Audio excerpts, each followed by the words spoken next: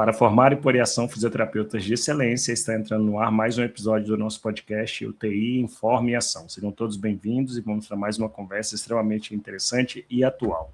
Eu sou Sancler Bernardes, fisioterapeuta intensivista, e se você quiser falar comigo, me chama no @SanclerBernardes.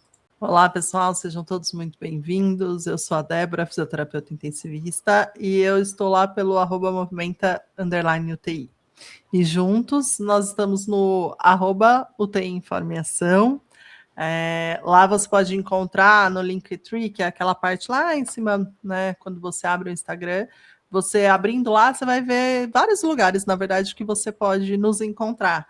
Né? A gente tem os apoiadores pelo Apoie-se, então, se você é uma pessoa que gosta bastante do nosso podcast, né, considere apoiar, né, financeiramente, mas com uma quantia super acessível. E a gente todo mês envia material extra, materiais de aprofundamento, materiais que a gente se comunica, né, através deles. A gente também tem uma comunidade onde a gente manda aí uma newsletter super interessante também, sempre, com datas de congresso, enfim, várias informações muito interessantes. A gente está no Spotify, a gente está no YouTube, a gente está em todos os lugares possíveis para nos comunicarmos da melhor forma. Estamos por aí. É só procurar que você encontra a gente. Estamos nas UTIs, estamos nos hospitais, vira e mexe a gente encontra alguém, né? E alguém fala, eu assisto, eu acompanho. Então, um abraço também para todo mundo que encontra a gente por aí e nos fala, né? Nos conta que nos acompanha, a gente fica muito feliz. E a gente está aqui mais um dia, né, Sancler, para falar. Isso. E mais um dia para atualizar em tempo real, digamos assim, né? As pessoas que estão aqui com a gente toda semana, né? A gente tem esse compromisso, a gente já falou isso esse ano, mas a gente tem esse compromisso é um compromisso pessoal, profissional do podcast, de tentar, né, buscar manter todo mundo informado e atualizado, né? A gente preza muito pela atualização aqui no Tem Informe e Ação, e aí tudo que sai a gente traz para cá o mais rápido possível, né? E a gente tem coisa nova, né? A gente tem aí, saiu no dia 6, foi publicado, né, no dia 6 de abril, agora desse ano, o Estatuto dos Direitos do Paciente. E acho que faz todo sentido a gente falar disso aqui, né, Sancler? Faz demais. Então, além de ser uma coisa atual, é uma coisa extremamente importante, e para quem já teve a oportunidade de pelo menos dar uma olhada nessa lei que foi publicada, é uma lei, né? O Estatuto ele é uma lei, eu acho que consegue entender que tem muitas coisas conectadas com o nosso fazer da fisioterapia dentro da UTI. O Estatuto ele vai muito além da UTI, ele vai muito além da fisioterapia, mas a gente resolveu trazer essa discussão para cá, e principalmente naquilo que impacta e que faz referência ao que nós fazemos dentro da UTI. E eu particularmente, Débora, achei muito legal que quando eu fui ler, né, o Estatuto, fui ler a lei, tem muita coisa que a gente vem falando e vem pedindo e vem sugerindo, né, e vem colocando aqui como importante no dia a dia da nossa assistência. Então, eu acho que o Estatuto ele traz marcos legais para isso, mas, por outro lado, ele traz uma... Eu não queria usar esse termo, vai ficar errado, mas vou usar, não estou pensando em outro agora. Cobrança. Traz uma cobrança aos profissionais para que possam garantir direitos do paciente, e aí transformando isso mais ou menos no que a gente chama hoje de humanização, mas para você ver, a humanização que tem que ser prevista numa lei, né? Mas eu acho que o Estatuto ele trouxe para isso. E eu confesso que foi um negócio que todo mundo começou, o Estatuto, começou a rodar o link, né, nos grupos que envolvem o trabalho da fisioterapia, e não necessariamente eu vi ninguém discutindo, eu vi muita gente colocando e pouca gente discutindo, e eu acho que a gente vai por esse caminho aqui. Eu gostei, é um documento fácil de ler, ele é pequeno relativamente, né, eu acho que é só uma formalização daquilo que hoje em dia, atualmente, a gente precisa ter em consideração aos direitos dos nossos pacientes. Até falando dessa questão da formalização, né? Na verdade, o que acontecia, né? Várias dessas coisas elas estavam escritas em algum lugar, né? Então tinha lá na parte de ética, tinha lá no Conselho Federal de Medicina, né? Como recomendação, enfim. Então elas pipocavam em alguns lugares, mas primeiro, em nenhum lugar tudo junto, né? E segundo, em nenhum lugar com o peso de lei. Então, acho que esse é um ponto extremamente importante agora, né? Isso deixa de ser assim, digamos, um direcionamento dos conselhos, né? Uma sugestão para uma coisa que traz um peso gigantesco, como você falou, porque passa a ter um peso de lei, né? Então, e eu acho que aí é uma das importâncias, né, da gente saber, porque a partir do momento que a gente trabalha com isso, né, agora a gente está sujeito a isso como lei mesmo, né, como um estatuto com o peso da lei. Então, acho que esse é um ponto extremamente importante da gente falar. Então, talvez algumas pessoas leiam e falam, mas, né... Meio óbvio, né? Meio tipo, óbvio. Isso aqui já é óbvio. Mas o fato é que agora tem o peso de lei, então existe, eu acho que a palavra que você usou não vejo como errado, existe essa cobrança, né, de todo mundo conhecer e seguir, porque agora está sujeito, né, à lei.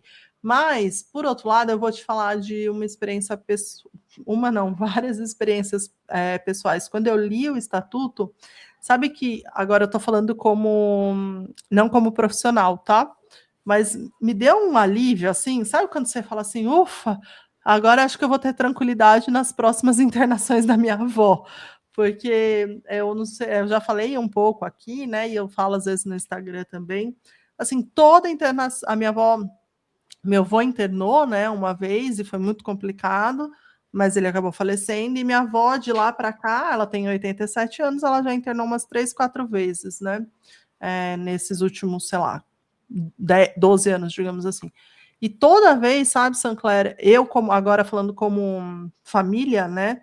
Nossa, toda vez é um estresse, assim, sabe? Toda vez eu fico assim num nível de estresse para tentar, sabe, garantir algumas dessas coisas que estão escritas aqui, que a hora que eu li, eu falei, nossa, agora graças a Deus é um papel em formato de lei Você não para precisa mais poder, convencer as entendeu? pessoas, né, que aquilo ali precisa existir. Aquilo ali agora você pode Exatamente. falar, ó, segundo o Estatuto dos Direitos do Paciente, isso aqui tinha que acontecer, como explicar, como acompanhante, como etc. Então, isso tudo agora está ali documentado, né? Exatamente. E aí, depois, quando a gente for falar de alguns, aí eu dou o exemplo, por exemplo, né, o que eu já passei ali com ela, que eu acho extremamente importante.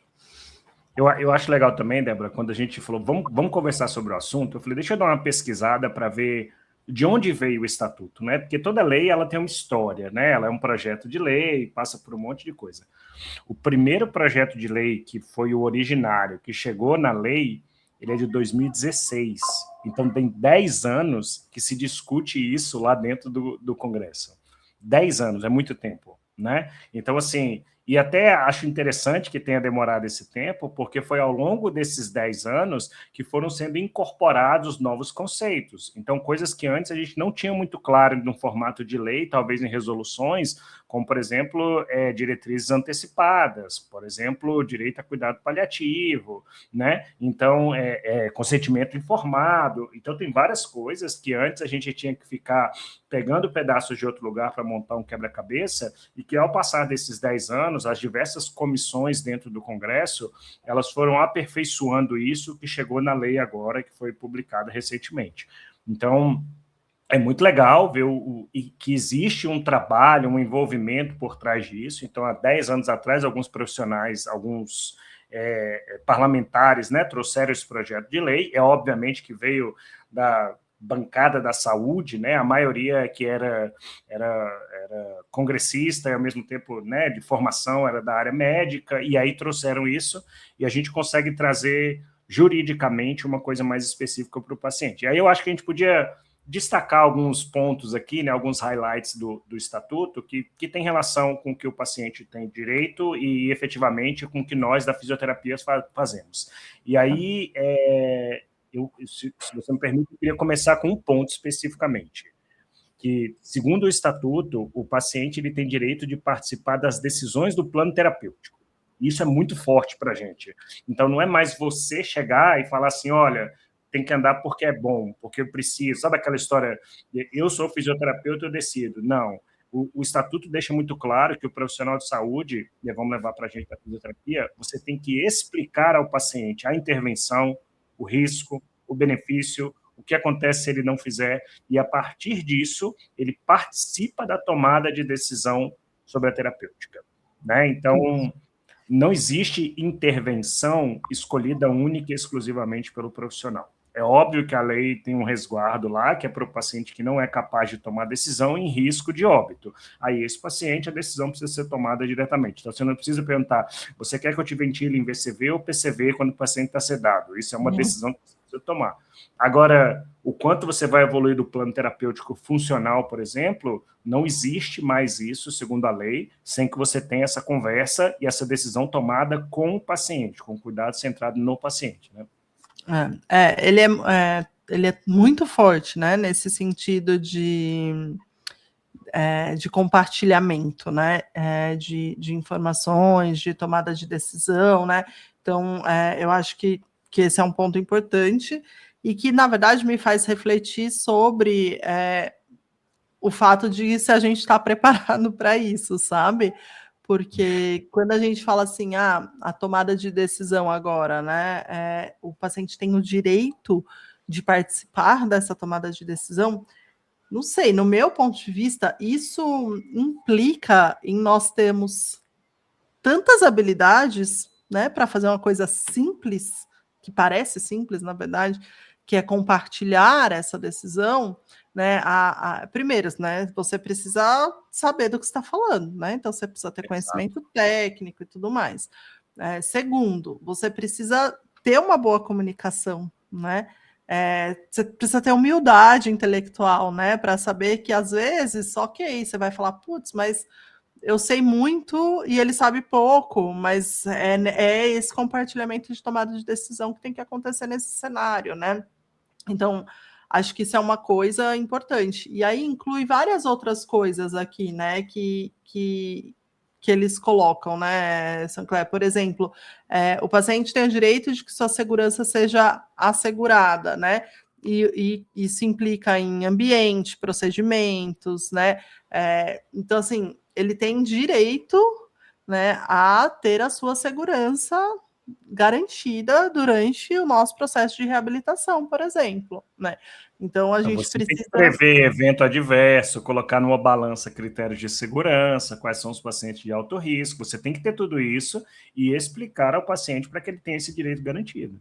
Porque aí ele vem no de baixo, ele fala, com vistas a assegurar sua segurança, o paciente tem o direito de realizar perguntas aos profissionais de saúde. Ainda ele fala assim, entre outras, sobre a higienização das mãos, dos instrumentos, o local correto de que seu corpo será submetido a procedimento cirúrgico, enfim. Então, assim, sabe aquela época, né, que a gente passou, né, onde às vezes o paciente até tentava falar alguma coisa do tipo, ai, você lavou a mão, ai, que remédio que é esse que eu tô tomando? Eu que sei, né? eu que estou aqui, eu que sei. Você não precisa se preocupar com isso, era mais ou menos assim.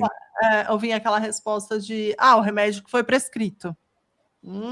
Né? Não é mais época Por que eu disso, preciso sair da cama? Porque falaram que você tem que sair da cama, né?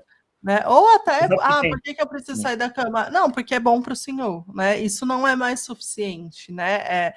O paciente tem direito de te questionar, né? E parece, como você falou lá no começo, né? Meio absurdo isso ter que virar lei, né? Porque afinal de contas a gente está cuidando de uma pessoa, né? Então ela deveria dele, exatamente. Então ela deveria poder perguntar o que ela quiser no momento que ela quiser.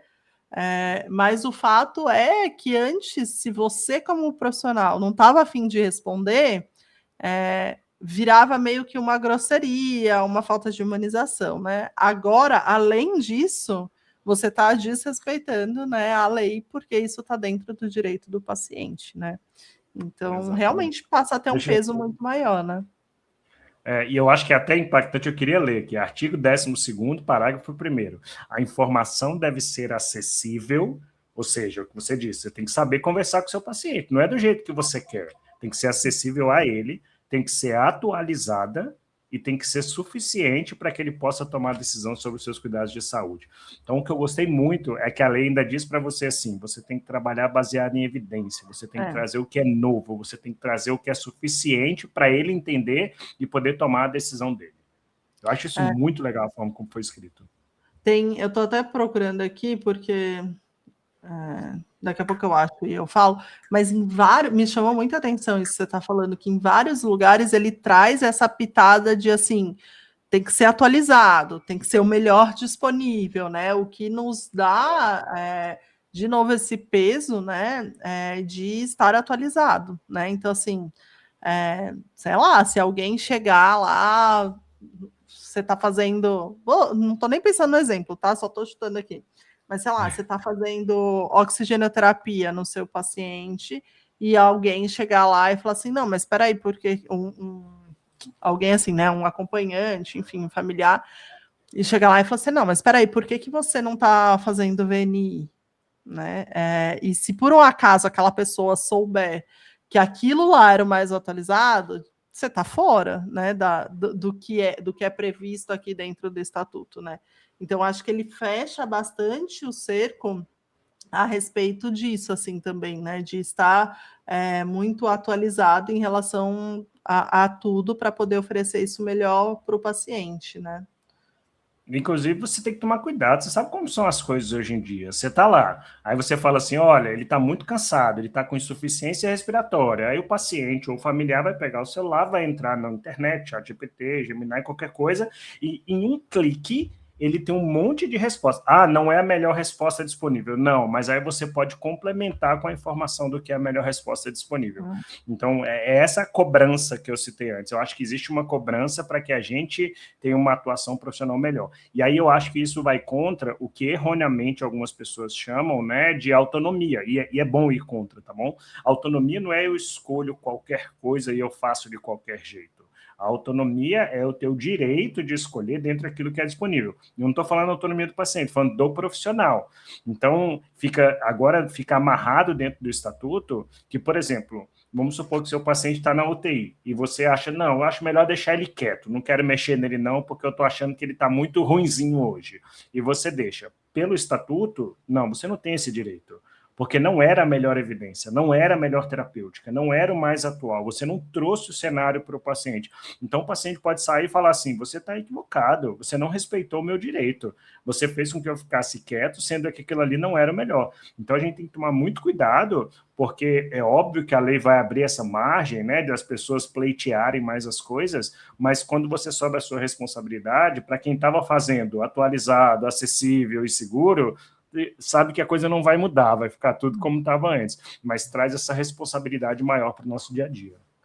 Até tá aqui, né? O paciente tem o direito à informação sobre sua condição de saúde, sobre o tratamento e eventuais alternativas, sobre os riscos e os benefícios desses procedimentos. Então, né, aquela coisa também, eu acho que a gente via muito assim de sabe aquele paciente que a gente está assim, talvez a gente devesse entubar, mas uma não invasiva aqui não seria errado, por exemplo, e por muitas vezes a gente acaba assim, não, entuba que é mais fácil, né, ou né, enfim. E aí, por exemplo, entra nisso, né? Isso deveria agora ser garantido ao paciente o direito de ser discutido. Olha, se a gente entubar agora, tem esse risco, esse benefício, deixa eu terminar, né? Que eu já ia falar outro exemplo. Ou se a gente for para VNI, para ventilação não invasiva, pode ser assim, pode ser assado, né? Ou traqueostomia, né? Que a gente falou aqui há pouco tempo sobre isso também, né? Assim, essa coisa que era muito imposta a traqueostomia, né? E que agora exige uma discussão maior, né? Olha, o benefício da traca é esse, mas o problema de fazer a traca é esse. E aí, o que a família entende, o que o paciente entende como melhor, né? Isso tem a ver com consentimento, que é um termo que aparece várias vezes, né? Então, assim, o seu paciente, você vai fazer isso, você vai atualizar, vai mostrar risco-benefício, e ele vai consentir ou ele vai recusar. Inclusive, ressalta que ele pode retirar o consentimento a qualquer momento, sem represálias. Então, vamos supor que ele concordou com você, ele consentiu em fazer o seu plano terapêutico, em fazer uma traqueostomia, e no dia ele fala, não, eu não quero mais, ou a família diz, não quero. É um direito Ainda do estou na paciente. dúvida, né?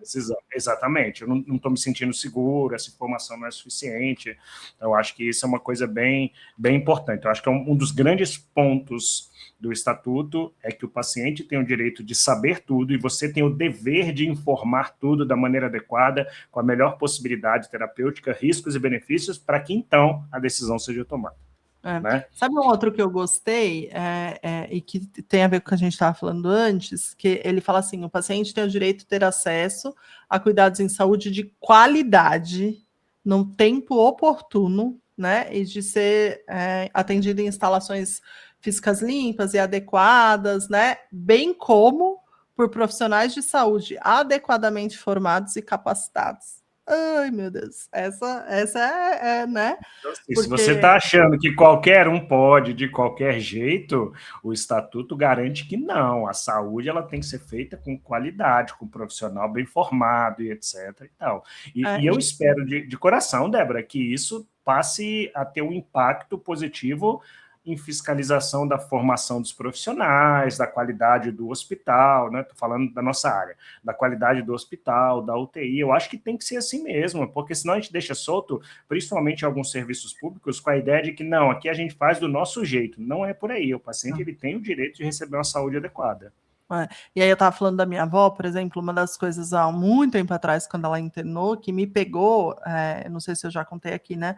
Mas eu lembro que eu cheguei na UTI e ela estava em franco desconforto, assim, piorando do desconforto respiratório, estertorando até a ápice, assim, ela tinha clara indicação de não invasiva, né? E aí eu lembro que eu fui falar com o fisioterapeuta e com o médico, e a resposta que eu escutei era o horário da visita, né? E por isso que eu estava lá. E aí a resposta que eu escutei foi: depois da visita eu vou avaliar para ver se, né, se a gente coloca no invasivo ou não. Não é o momento. Não é um e eu momento lembro oportuno. que na época eu fiquei muito brava, porque eu falei assim: depois da visita vocês vão entubar minha avó sem ter dado a oportunidade dela não ser entubada com a não invasiva.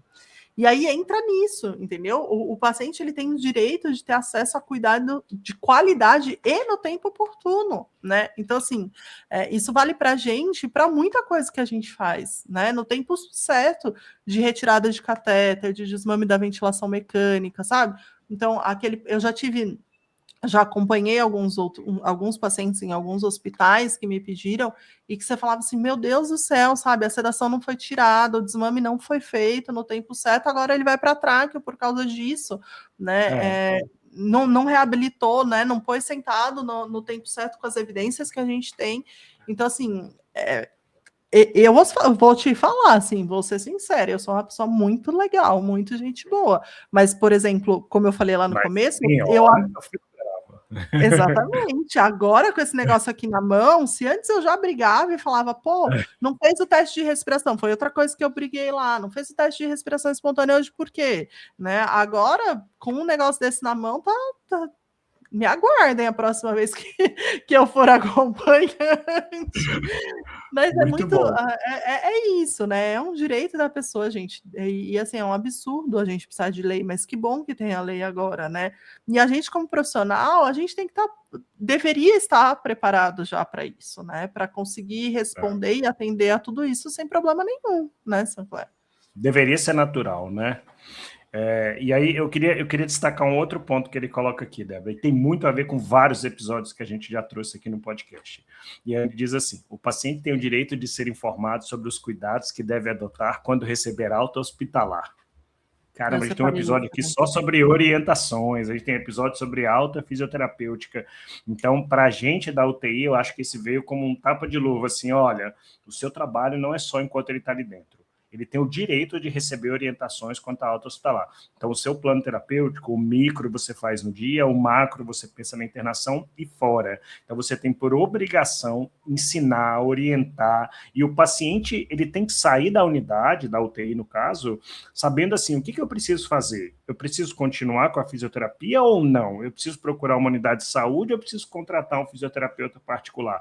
Eu vou a uma clínica ou eu faço exercício em casa? Qual exercício eu posso fazer que não precisa? Então, isso agora está claro que precisa existir ainda dentro do ambiente hospitalar.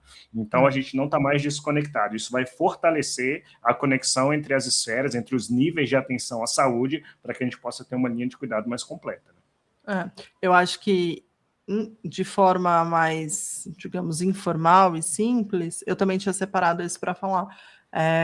Eu acho que traz a responsabilidade para a gente, né? No sentido de que é isso, o paciente não pode sair do hospital hoje e alegar, eu não, né, não fui informado que eu deveria continuar físio, ou de repente, sabe, aquela situação onde a gente fala assim, olha... Na verdade, alegar ele pode, o que ele não pode é sair sem receber. Sair sem, exatamente, desculpa. Ou aquela situação que a gente fala assim, compra um andador para ele em casa que ele vai precisar andar. E acaba aí, sabe? E a gente não ensina ele efetivamente a usar e tudo mais, né?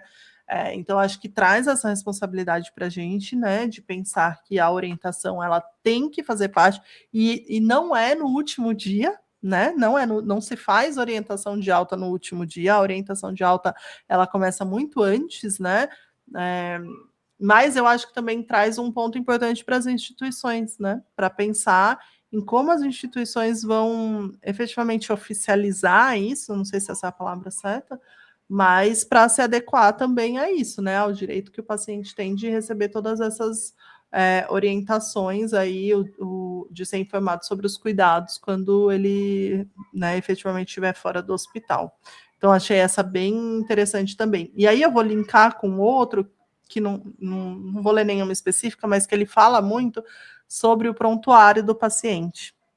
Né? Tem vários lugares que ele fala, né, que o paciente tem direito a ver, que o paciente, né, tem direito a ter uma cópia e tudo mais. E aí não está diretamente falando isso, mas veja, se a gente colocou um monte de pontos aqui, e se o paciente tem direito a acesso ao prontuário dele, porque isso é outra coisa também, que eu já tive problema, por exemplo, né, de eu querer ver o prontuário da minha avó falar que eu podia ver e eles, né, não darem acesso ao prontuário, ou às vezes eu chegar lá para visita e falar, eu quero ver um raio-x dela e não me deixarem, enfim. Se agora efetivamente é um direito do paciente, a gente precisa escrever bem, né? Porque a gente já deveria, né? Então a responsabilidade subiu o sarrafo de como a gente deve evoluir, né? Então, assim, a gente já deveria, né? A gente também tem vários episódios aqui onde a gente fala isso, né? Da importância de escrever de forma adequada no prontuário dos pacientes, deixar tudo muito claro, né? Então, se você fez a orientação para autoescrever, não só oriento alta, né? Mas o que foi orientado, como foi orientado, enfim, né? E todas as outras coisas. Mas agora, com essa ênfase, né, o quanto o paciente, o prontuário é do paciente, né, o quanto ele tem direito a esse acesso, eu acho que sobe muito a responsabilidade de como a gente está anotando as coisas no prontuário, né? Perfeito. E eu colocaria uma luz aí assim, você profissional, registre muito bem sobre o consentimento ou a recusa do paciente, as motivações que levaram a isso, como Débora colocou, as orientações que você dá, a participação da família na tomada de decisão. Então, deixe isso tudo muito claro. E não é para ficar escrevendo um texto de 500 folhas, mas deixe isso de uma maneira adequadamente registrada. Então, a gente às vezes pega uma evolução que tem assim, sou fisioterapeuta, cheguei lá, o paciente estava assim, assim, assado, conduta. O paciente recusou conduta. Não, o paciente recusou conduta, apesar de ter sido orientado quanto à importância de tal, foi avisado sobre tal coisa, e a proposta terapêutica era essa. Pronto, aí você está colocando ali e se respaldando também dentro do que o estatuto prevê, que você passou a informação para o paciente, mesmo assim, apesar dessa informação, ele teve recusa. Porque se está lá escrito só que o paciente teve recusa, eu posso entender que você chegou lá e falou, quer fazer? Ele disse não. Ele nem sabia o que era, ele disse não. E aí você foi embora. Então, também tem essa dualidade aí. Eu também notei que existe um direcionamento, não é para que a gente escreva melhor, mas é para o direito do que está escrito ali, do registro para o prontuário, então isso eleva, sim, a responsabilidade de como a gente faz registro em prontuário, a escrita e etc. Né? Eu acho que é bem interessante. E tem uma coisa também, Débora, é que também tem o que o paciente deve fazer, né? Não necessariamente são obrigações do paciente, mas o estatuto ele deixa claro que, assim, O paciente ele tem que dar a informação correta, ele tem que seguir as orientações, ele tem que respeitar as normas do serviço hospitalar também. Então, não é uma coisa que talvez alguém tenha lido e tenha pensado assim, então o paciente pode tudo agora? Não, existe um universo de segurança para os dois lados jurídica, tanto para o serviço, quanto para os profissionais, quanto para os pacientes e seus familiares, né? Antes da gente terminar, eu só queria falar duas coisas que eu achei interessante. Uma, que ele fala que o paciente tem direito a intérprete, ou no caso de pessoa com deficiência, a meios que assegurem sua acessibilidade. Eu achei isso fantástico, porque sempre foi uma coisa que me incomodou. Acho que eu já comentei aqui em algum episódio. Falou aqui, né? Falou num episódio, né? Tipo, se a pessoa não tiver uma deficiência auditiva, como é que você garante no seu hospital que vai comunicar com ela? Exatamente, né? Então, hoje a gente vê, por exemplo, às vezes lesado medular, né? Que pede movimentação de braço. A gente precisa garantir aí que essa deficiência física, de alguma forma, ela seja suprida para o paciente, né? A gente tem hoje os tablets que a gente consegue usar com o olho, enfim, né? Então a gente tem que ir atrás disso também. E o outro ponto que me chamou a atenção, que esse eu vejo dar muito, mas muito BO na equipe, e na equipe difícil, inclusive, porque o pessoal fica puto quando isso acontece, mas está como direito do paciente. O paciente tem o direito de buscar segunda opinião ou parecer de outro profissional sobre o seu estado de saúde, procedimentos recomendados. Então, assim, eu de verdade, assim, tô falando muito honestamente, eu não tenho problema nenhum quando o familiar traz algum físio, ou fala, fulano é fisioterapeuta da família, ele pediu para perguntar, ele pediu se vocês podem fazer tal coisa. Eu não tenho problema nenhum, porque eu tenho segurança do que eu tô fazendo, né? Acho que eu tenho uma certa humildade intelectual de saber que às vezes eu esqueci de alguma coisa, eu não pensei em tudo. Mas assim, eu conheço muita gente. Recentemente eu tive uma amiga, até queria convidá-la para vir aqui, um dia a gente chama ela para ela contar dessa experiência, que ela era fisioterapeuta de uma pessoa, e essa pessoa internou, né? E ela conhecia tudo desse, né? Porque ela era fisioterapeuta há muito tempo, e uma pessoa com necessidade, algumas questões específicas. E aí, quando ela chegou no hospital para se apresentar, para dizer, né, como manejava algumas coisas daquele, ela foi super mal recebida pela equipe da fisioterapia. Ah, não, aqui é nosso, aqui o paciente é nosso, é de outro jeito, né? E aí o paciente não tinha direito. Enquanto ele está aqui, é com a gente, né? Exatamente, entendeu? A ter essa pessoa que sempre acompanhou ele ali, dando uma sugestão de como transferir para a cadeira, enfim, né? Então, isso eu acho que é uma coisa que a gente tem que abaixar um pouco a bola agora, porque eu não sei se você já teve essa experiência, mas mesmo eu como físio, né? Que às vezes que a minha avó internou, e que eu fui sugerir, tipo, gente, se a gente passar para suporte, né? Eu lembro que vieram assim, vamos fazer uma traque. Eu falei, não, não vamos fazer uma tráqueo, né? Porque não foi feito isso, não foi feito isso, não foi feito isso ainda para tentar a extubação. Em São Paulo funciona diferente, né? E assim, não quer ouvir uma segunda opinião, né? Não quer ouvir. Agora tem que ouvir, tem direito. Agora tem que ouvir. Então, acho que isso serve muito pra gente, Sancler, porque eu conheço muito fisioterapeuta que tem essa postura de não quero uma opinião de outro fisioterapeuta de fora, né? Perfeito. E aí eu vou colocar alguns pontos que são cruciais para o entendimento disso. O paciente tem o direito dessa segunda opinião, e você tem o dever de deixar ele ouvir essa segunda opinião e de receber essa opinião dele ou do profissional. Se vai ser acatado ou não, aí voltamos ao que a gente falou. O paciente precisa conhecer tudo. Talvez ele escute a segunda opinião e continue com a sua opinião. Exatamente. Simples assim. E a outra coisa que eu disse, também é obrigação, dever do paciente e do familiar respeitar as normas institucionais. Então, pode ser que a norma diga assim, você não pode entrar aqui como fisioterapeuta e tomar a decisão ou fazer o atendimento. Eu passei por isso recentemente. Uma pessoa conhecida me chamou, pode dar uma olhada, esposa, não sei o que e tal. Eu falei, eu não vou lá para tomar decisão, eu vou lá para ver o que está acontecendo, para passar para o paciente familiar a minha visão e a minha opinião, e caso eu tenha abertura, conversar com as pessoas. Mas a decisão, no final das contas, ela vai ser do paciente, agora segundo o estatuto, né? Antes talvez ela fosse da equipe. Não quer dizer que qualquer um pode chegar e dizer o que vai fazer, mas quer dizer que a opinião, a segunda opinião, terceira, quarta, quinta, quanto o paciente quiser, ela faz sentido. E aí, como você disse, imagina, você acompanha o paciente há muito tempo, a sua decisão que viu ele ontem é melhor do que a dessa pessoa que acompanha ele há 500 anos?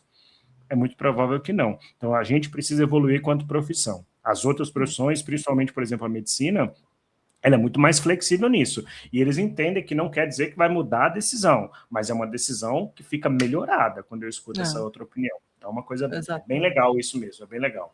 É porque a gente talvez impacte muito isso naquela questão do tipo, eu não vou mais ser atendido por você. Então, como esse estatuto não é só para o hospital, tá? É para todos os lugares, quem tem clínica, por exemplo, está te dizendo que o paciente chega, você propõe a terapêutica, ele pode falar, vou pensar, eu quero ouvir outra pessoa. É um direito dele. Tá? Mas esse é um outro cenário. Lá dentro do hospital é mais essa junção de informações, né? Essa segunda opinião, eu acho que ela trabalha mais nesse sentido. E aí, finalizando mesmo, deem uma lida, né, em tudo, porque acho que outra coisa que fala muito aqui é sobre cuidados paliativos, né? O direito que todo mundo tem de seja final de vida, diretrizes antecipadas, né? Achei que isso foi muito legal, assim, também, porque é uma coisa... Dor, etc, né? De dor, exatamente. Acho que é uma coisa pouco feita mesmo, né?